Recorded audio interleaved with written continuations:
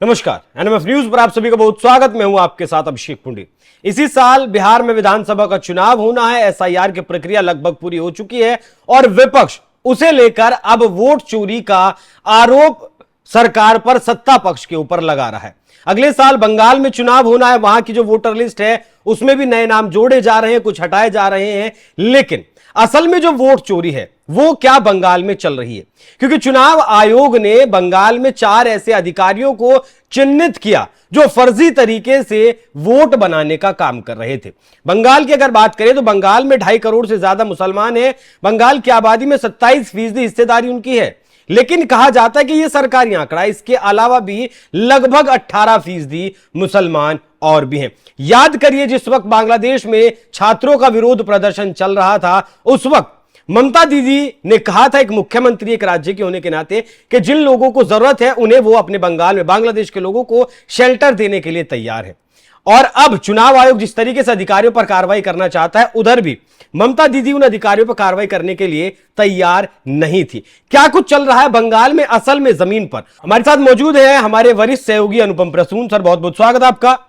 अगले साल बंगाल में चुनाव है और जिस तरीके से आपने बताया कि 4 अधिकारियों के ऊपर गाज गिरी है, कर क्या रहे थे वो 4 अधिकारी? पहले तो सबसे पहले शुरुआत वहां से करिएगा। देखिए, जो मीडिया रिपोर्ट्स, अलग अलग मीडिया रिपोर्ट्स आई हैं, उनमें 3-4 चीजों की जानकारी मिली है।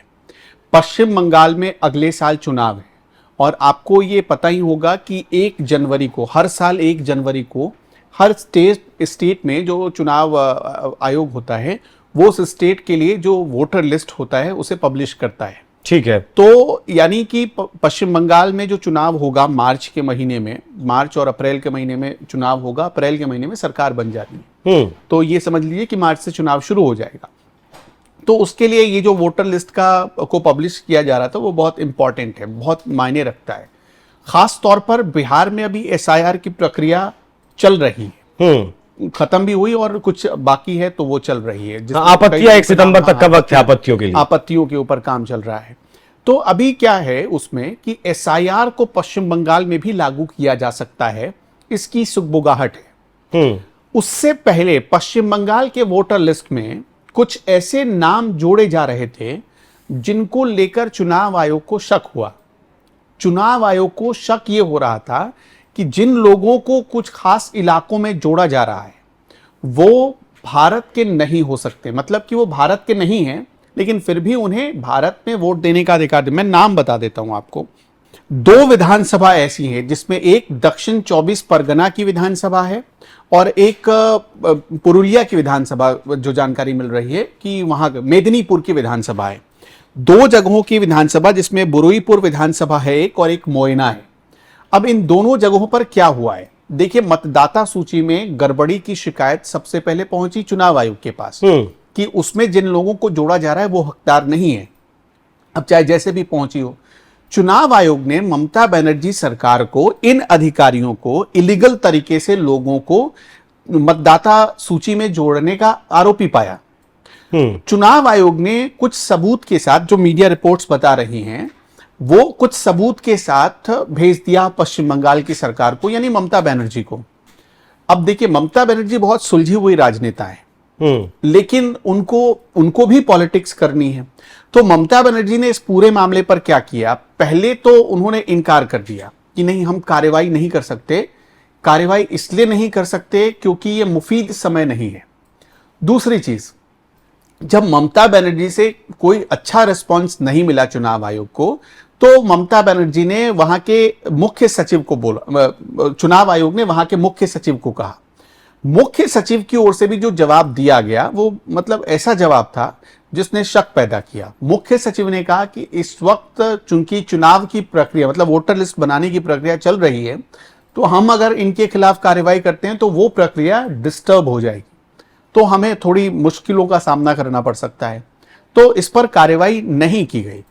लेकिन कहा यह जाता है, मतलब जानकारी आ रही है मीडिया रिपोर्ट्स के हवाले से, कि जब सरकार पर, चूंकि सरकार अभी आराम से है, सरकार को लगा कि इस वक्त प्रशासन तो चुनाव आयोग के हाथ में है नहीं, चुनाव आयोग कुछ नहीं कर सकता है, तो क्या है, बड़े आराम से ममता बनर्जी ने भी जवाब दिया और मुख्य सचिव ने भी जवाब दिया।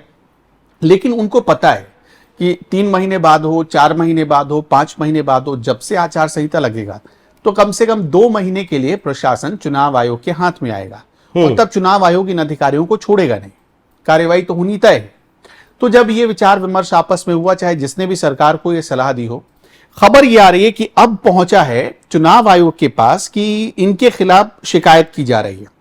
मैं आपको फिर से बता देता हूं, मनोज पंत हैं मुख्य सचिव पश्चिम बंगाल के, उनके द्वारा जो जानकारी दी गई, जिसमें पश्चिम बंगाल सेवा के 2 अधिकारी और 2 बाकी अधिकारी हैं, उनके खिलाफ कार्रवाई करने की बात अब सामने आ रही है। मतलब कि अब उनके खिलाफ एफआईआर दर्ज हो सकती है। लेकिन इस प्रक्रिया में जो मतलब करीब 1 हफ्ते का वक्त गुजरा, उस पे पहले तो सरकार का बॉडी लैंग्वेज ऐसा ही था कि इनके खिलाफ कोई हम एक्शन नहीं ले जा रहे हैं कोई।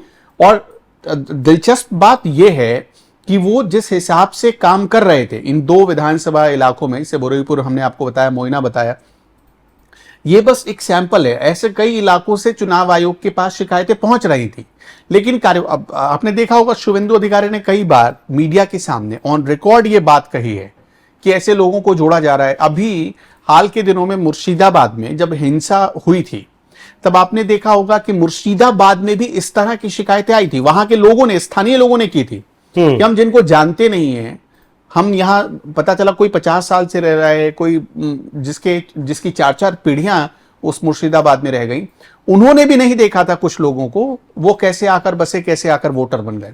तो ये कुछ ऐसी चीजें थी जिससे शक पैदा हो रहा था। तो सरकार तो कुछ एक्शन ले नहीं रही थी, लेकिन चुनाव आयोग के पास ये बात पहुंच रही थी। और ये बड़ा गंभीर समय है। समय इसलिए गंभीर है कि देखिए, इस वक्त जो वोटर लिस्ट पे घुस जाएगा, क्योंकि एसआईआर बिहार में चला, तो एक आइडिया हो गया ऐसे लोगों को कि क्या करें तो हम एसआईआर में मतलब जा सकते हैं, एसआईआर को बाईपास कर सकते हैं।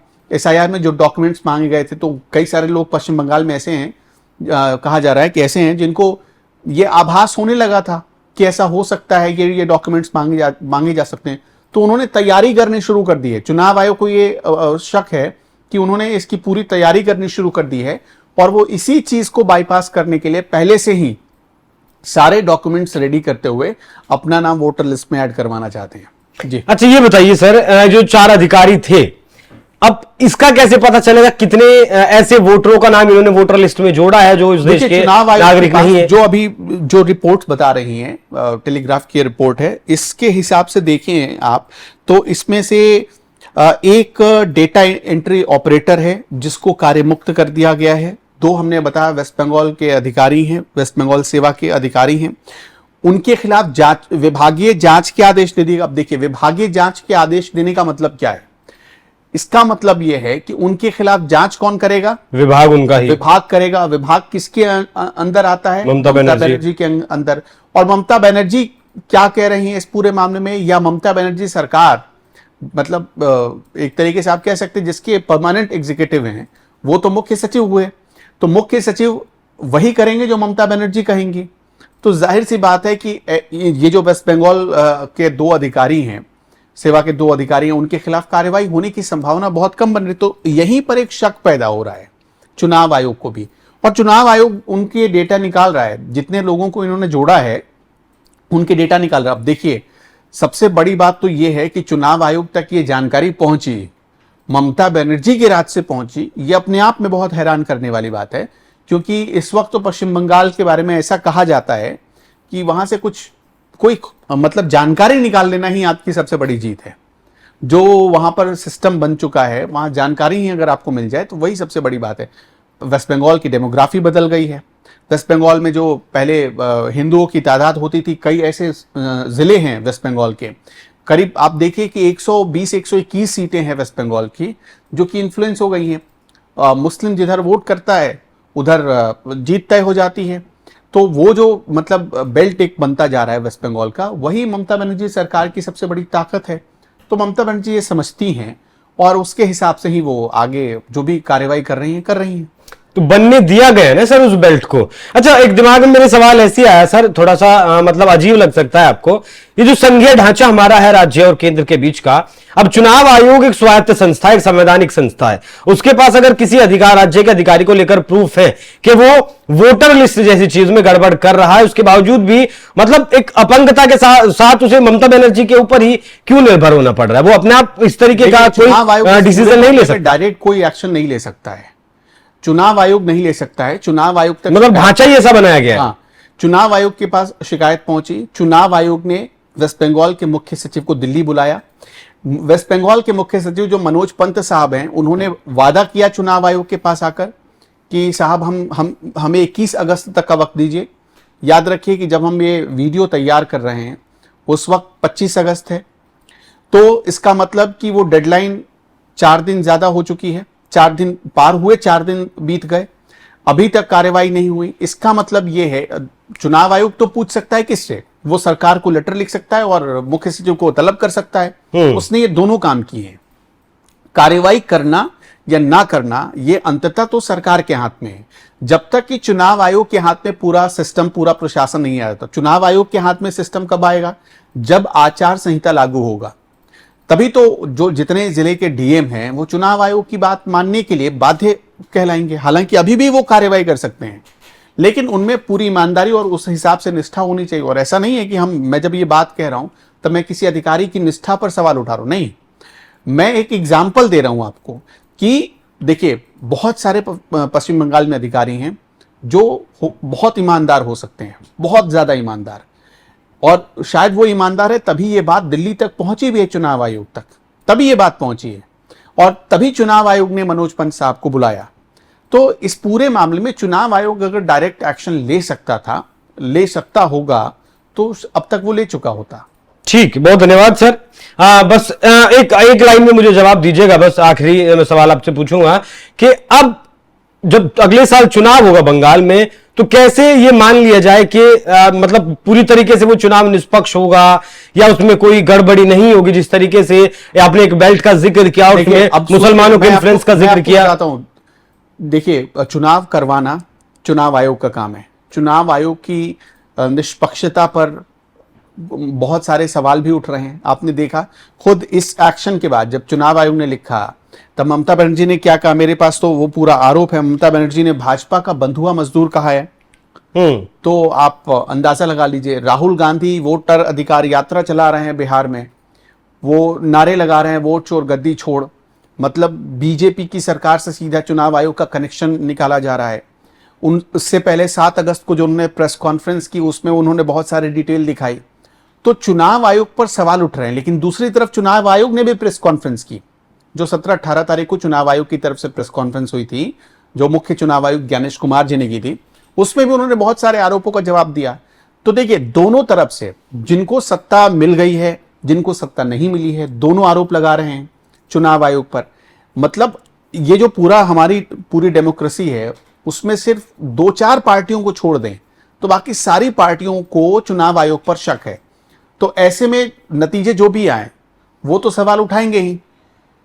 अब ये हो सकता है कि इस बार वेस्ट बंगाल का जब चुनाव हो तब अभी तक क्या है, हिंसा तो वहां का स्वरूप रहा है चुनावों में, इसीलिए इस बार चुनाव होता है तो शांतिपूर्ण होगा या इसी तरह की हिंसा जो अभी खून खराबा अब तक देखा जाता रहा वैसा ही ट्रेंड रहेगा, ये देखना होगा। चुनाव आयोग के पास तो बड़ा चुनौतीपूर्ण वक्त है ना, क्योंकि बिहार में भी उसको चुनाव करवाना है और ऐसे वक्त में चुनाव करवाने जब वो चारों तरफ से आरोपों में घिरा हुआ है। तो चुनाव आयोग के पास भी, चुनाव आयोग को अपनी बात साबित करने का एक मौका है, लेकिन उसके पास चुनौतियां भी बहुत हैं, वेस्ट बंगाल से लेकर बिहार तक। बिल्कुल, 140 करोड़ का देश है और कुल मिलाकर लोकसभा की बात करें तो 90 करोड़ से ज्यादा वोट है। अपने आप में बहुत बड़ी प्रक्रिया है हर राज्य की वोटर लिस्ट को ठीक करना, चेक करना। बाकी अगले साल बंगाल में चुनाव है, जिस तरीके से 4 अधिकारी पकड़े गए, देखना यह होगा कि उनके ऊपर जो विभागीय जांच होगी उसमें क्या निकल कर आता है। उसके बाद चुनाव आयोग क्या कुछ डिसीजन लेता है और बंगाल का चुनाव किस तरीके से फ्री एंड फेयर होता है। अनुपम सर, बहुत बहुत धन्यवाद आपका जुड़ने के लिए। बाकी दर्शकों, आप इस विषय पर क्या सोचते हैं, अपनी राय हमें कमेंट कर जरूर बताइएगा। नमस्कार।